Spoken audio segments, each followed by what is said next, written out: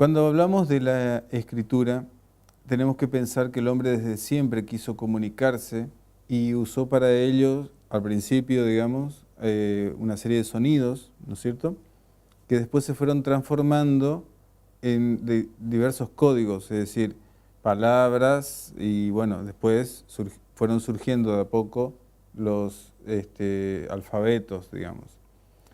Pero a la hora de registrar la información, también tuvieron que, utilizar el habla al principio para poder registrar algún tipo de evento o situación. Y con el tiempo tuvieron la necesidad, digamos, de registrar en algún soporte externo a ellos mismos, al hombre mismo, y nos encontramos entonces con los primeros rudimentos de la registración de información en las cavernas.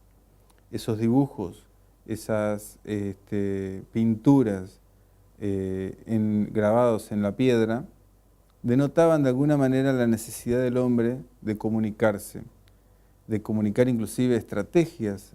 A la hora de cazar, por ejemplo, un animal que era más grande que el hombre, necesitaron trabajar en conjunto y eso de alguna manera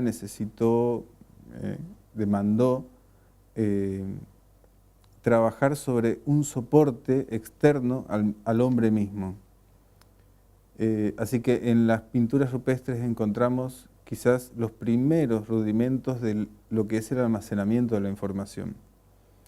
Luego vinieron se sistematizó de alguna manera ese sistema o esa mecánica de la comunicación en los primeros soportes de información que conocemos, que son las tablitas hechas en piedra o en madera.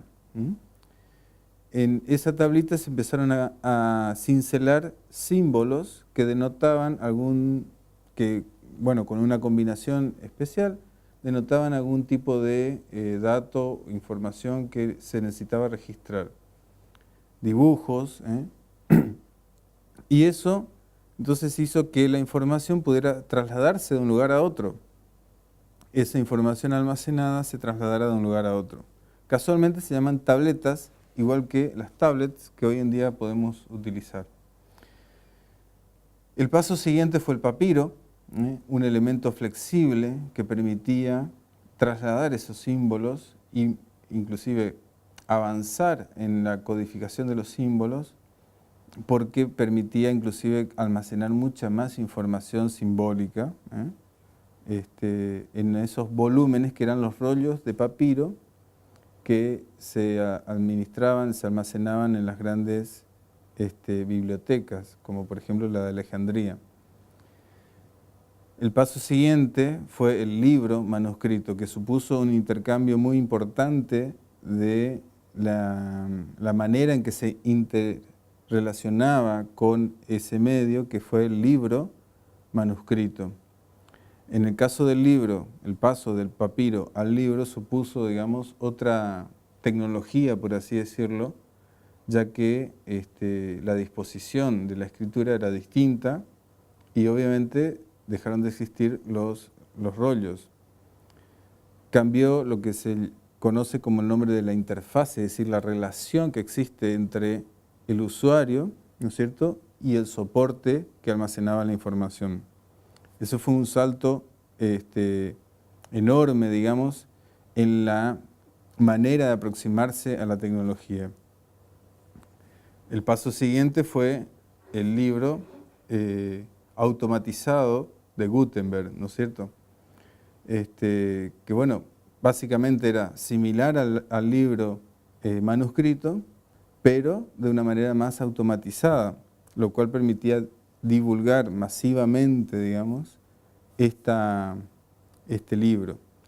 El libro fue por mucho tiempo, digamos, el símbolo, por así decirlo, de la educación durante muchos años. Y de la educación enciclopedista, sobre todo, permitía almacenar mucha información y transmitir esa información a través del libro. Hasta nuestros días inclusive, ¿no es cierto? Hoy en día la tecnología, la digitalización, permitió de alguna manera tener otro enfoque de la forma en que registramos la información escrita, ¿no? Y por eso entonces surgieron nuevos escenarios y nuevas interfaces para comunicarnos y para transmitir los datos que necesitamos entre los seres humanos.